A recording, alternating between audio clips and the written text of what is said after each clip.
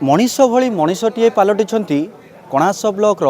4 number zone जिला परिषद भीमसेन पाइकराय। जदि कहीपरिबा बन्या हेउ किंबा बात्या हेउ किंबा मरुड़ी हेउ सबुबेले सुख दुखरे साहाय्य करिसंती भीमसेन पाइकराय। वर्तमान जदि कहीपरिबा आमे अछु वर्तमान पुरी जिला कणास ब्लॉक अंतर्गत बड़ास ग्राम पंचायत बड़ास गाँव में। किंतु जदि कहीपरिबा जेतेबेले दीर्घ 8 दिन धरी बन्यारे बुड़ी रही कणास अंचलर अनेक ग्राम गुड़िक से समय साहाय्य सहयोगर हाथ बढ़ाई भीमसेन पाइकराय लोक मानक पाखरे ठिया होइछंती। आज नियारा कार्यक्रम देखा मिलूँ ये बड़ास ग्राम पंचायत बड़ास ग्राम रे। जदि मोर प्रतिनिधि को अनुरोध करी देखाइबापी जे वर्तमान स्थिति वर्तमान ए जगार जे आज से रिलीफ आनी आसी ग्रामवासी मानक बंटन करने रिलीफ देई लोक मानकर दुख सुख बुझा सहित लोक मानक साहाय्य सहयोगर हाथ बढ़ाइबे। जेतेबेले बन्यारे लोक मानकर अनेक क्षति घटी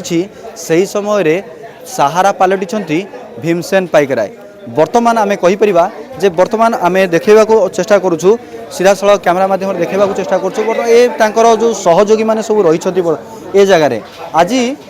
ग्रामवासी मानकू बा जो कहीपरिबा बड़ास ग्राम पंचायत अनेक गाँ गुड़िक जो गाँ गुड़िक सब रही से गाँ गुड़िक आज जो मैगी एवं पाउरुटी बिस्कुट ये सब जिनिस आज रिलीफ माध्यम बंटन करेंगे बोली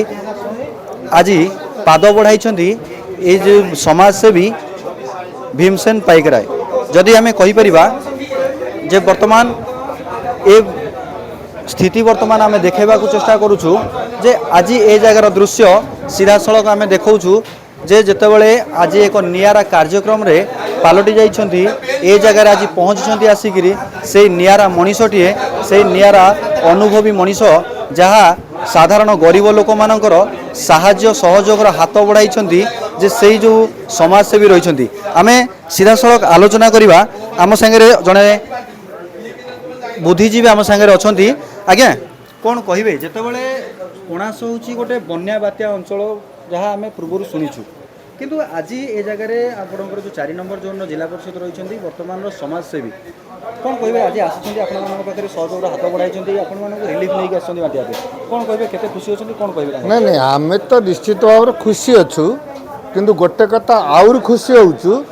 जे जेतेबेले बन्या प्रपीड़ित लोक पड़ते से गोटे युव नेतृत्व भीम बाबू तांकर बहुत भविष्य अच्छी सी आसिक गरीब लोक पाखे पहुँचिकी आज से स्वल्प खाद्य हो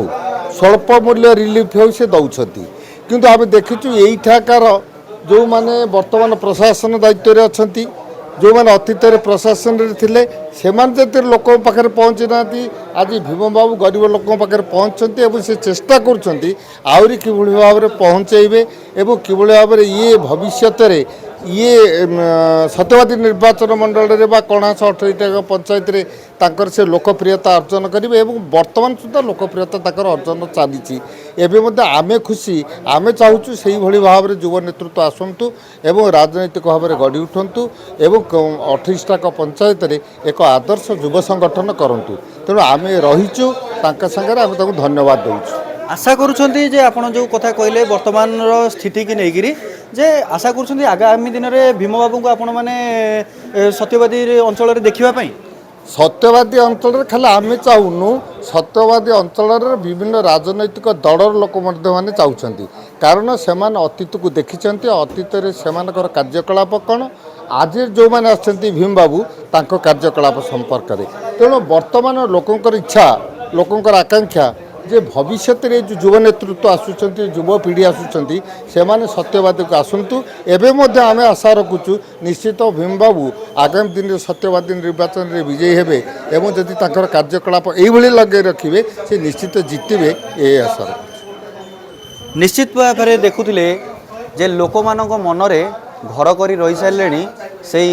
युव समाजसेवी बा युव नेतृत्व आम आउ जड़े बुद्धिजीवी आम पाखे अच्छा आज्ञा कौन कहे जो देखा पाँच आज्ञा जे आम कहीपर आज आपण पाखे पहुँचते आसिक आम पुओ कौन कहे केमती रही आप मन में कौन रही कौन रखिए आज नियारा कार्यक्रम कार्यक्रम तो चली आरंभ हो जस्ट 3-4 मास भीम बाबू जड़े युव नेता नेतृत्व में इंटायर सत्यवादी कन्फ्रेन्स ସତ୍ୟବାଦୀ ଗୋଟେ ରାଜନୈତିକ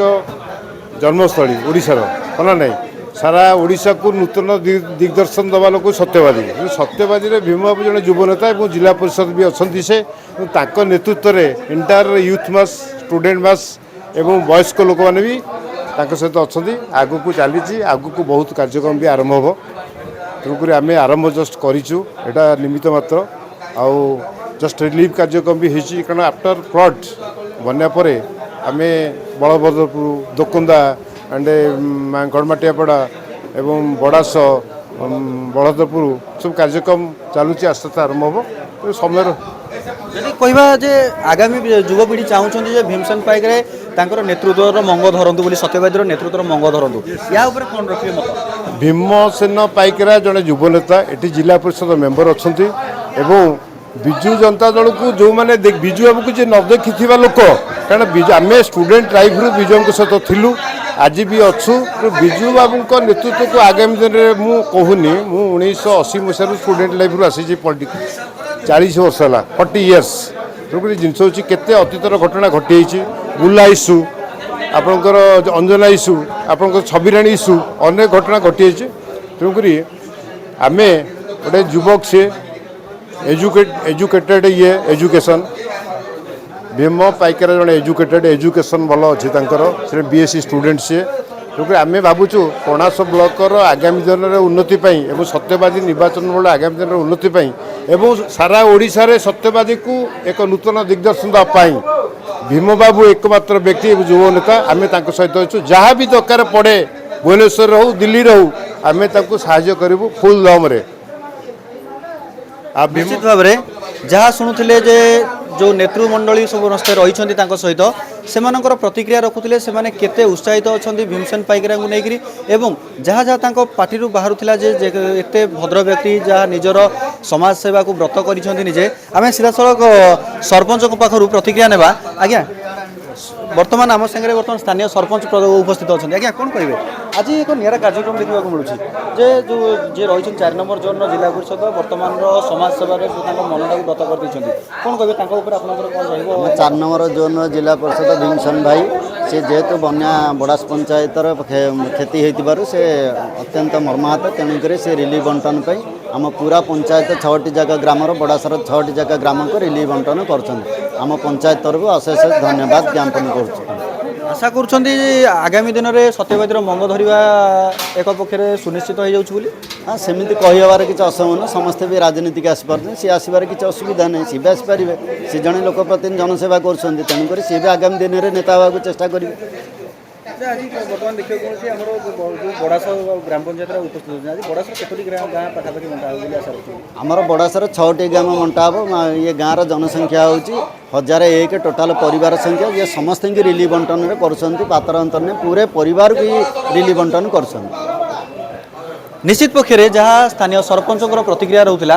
ଯେ ଆଗାମୀ ଦିନରେ ନିଶ୍ଚିତ ଭାବରେ ସେମାନେ ସମସ୍ତେ ଚେଷ୍ଟା କରିବେ ଯେ ସେଇ ଯେଉଁ ଯୁବ ନେତୃତ୍ୱ ରହିଛନ୍ତି ତାଙ୍କୁ ସତ୍ୟବାଦୀର ମଙ୍ଗ ଧରାଇବା ପାଇଁ ଆମ ପାଖରେ ସିଧାସଳଖ ଉପସ୍ଥିତ ବର୍ତ୍ତମାନ ହୋଇଯାଇଛନ୍ତି ସେ ଯୁବ ନେତୃତ୍ୱବୃନ୍ଦ ଏବଂ 4 ନମ୍ବର ଜୋନ୍ର ଜିଲ୍ଲା ପରିଷଦ ଶ୍ରୀଯୁକ୍ତ ଭୀମସେନ ପାଇକରାୟ ମହୋଦୟଙ୍କ ପାଖରୁ ପଚାରି ବୁଝିବା ଯେ କ'ଣ ରହିଛି ତାଙ୍କର ଆଗାମୀ ଦିନର ଯେଉଁ ମାର୍ଗଦର୍ଶନ କ'ଣ କରିବେ ଏବଂ ସତ୍ୟବାଦୀର ମଙ୍ଗ କେଉଁଭଳି ଭାବରେ ତାଙ୍କ ହାତକୁ ସେ ନେବେ ଆଜ୍ଞା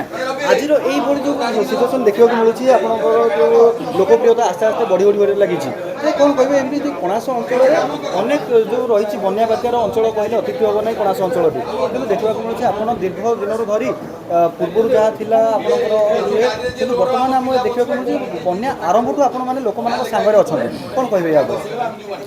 ଦେଖନ୍ତୁ ଆଜ୍ଞା ଓଡ଼ିଶା ମାନଚିତ୍ରରେ ବନ୍ୟା କହିଲେ କଣାସ ବ୍ଲକ ପ୍ରଥମେ ଆଫେକ୍ଟେଡ଼ ହୁଏ ବର୍ତ୍ତମାନ ସୁଦ୍ଧା କଣାସ ବ୍ଲକର 5ଟି 6ଟି ପଞ୍ଚାୟତ ମାନେ ବଳଭଦ୍ରପୁର ବଡ଼ ଫୁଟୁ ବଡ଼ ସାନ ଫୁଟୁ ଦୋକନ୍ଦା ପାଣ୍ଡିଆକାରା ବଳଭଦ୍ରପୁର ବଡ଼ାସ ପଞ୍ଚାୟତ ଏ ପଞ୍ଚାୟତ ଗୁଡ଼ିକ ସବୁ ପାଣି ଘରେ ବୁଡ଼ି ରହିଛି ଏବେ ଆମେ ସମସ୍ତେ ବର୍ତ୍ତମାନ ଅନୁଭବ କରୁଛୁ ଯେ ବର୍ତ୍ତମାନ ଏ ଯେଉଁ ପାଣିର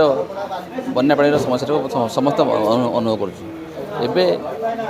ପ୍ରାୟତଃ କଣାସ ବ୍ଲକର ସମସ୍ତେ ମ୍ୟାକ୍ସିମମ୍ ଚାଷ ଉପରେ ଡିପେଣ୍ଡ କରନ୍ତି ଧାନ ଚାଷ ଉପରେ ଏବଂ ପନିପରିବା ଚାଷ ଉପରେ ବର୍ତ୍ତମାନ 7ଟି ପଞ୍ଚାୟତର ସମ୍ପୂର୍ଣ୍ଣ ଭାବରେ ନଷ୍ଟ ହୋଇଯାଇଛି ଆପଣଙ୍କର ଧାନ ଚାଷ ଏବଂ ପନିପରିବା ଚାଷ ଏବଂ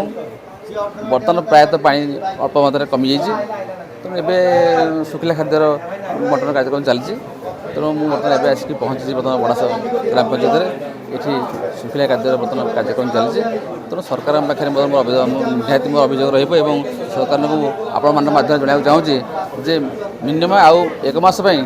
ରିଲିଫ୍ର ବ୍ୟବସ୍ଥା କରନ୍ତୁ, ଯେଉଁଠିକି ଗୋଖାଦ୍ୟର ଆବଶ୍ୟକତା ଅଛି ଏବଂ ପ୍ରତ୍ୟେକ ପରିବାରକୁ ରିଲିଫ୍ର ଆବଶ୍ୟକତା ଅଛି। ଯଦି କହିପାରିବା ଯେ ଆମେ ଦେଖିବାକୁ ପାଉଛୁ ଦୀର୍ଘ ଦିନରୁ ବନ୍ୟା ଆରମ୍ଭଠୁ ଆପଣ ଏବଂ ଆପଣଙ୍କ ଟିମ୍ ଟୋଟାଲ ଅହରହ ଲୋକମାନଙ୍କ ସେବାରେ ନିଜକୁ ନିଯୁକ୍ତି କରିଦେଇଛନ୍ତି। କେତେ ପାଖାପାଖି ଲୋକଙ୍କୁ ଆପଣ ଏଇଭଳି ଶୁଖିଲା ଖାଦ୍ୟ ହେଉ ରନ୍ଧା ଖାଦ୍ୟ ହେଉ କେତେ ଦେଲେଣି? ମୁଁ ଆଜ୍ଞା ଏ ଅଞ୍ଚଳର ପୁଅ।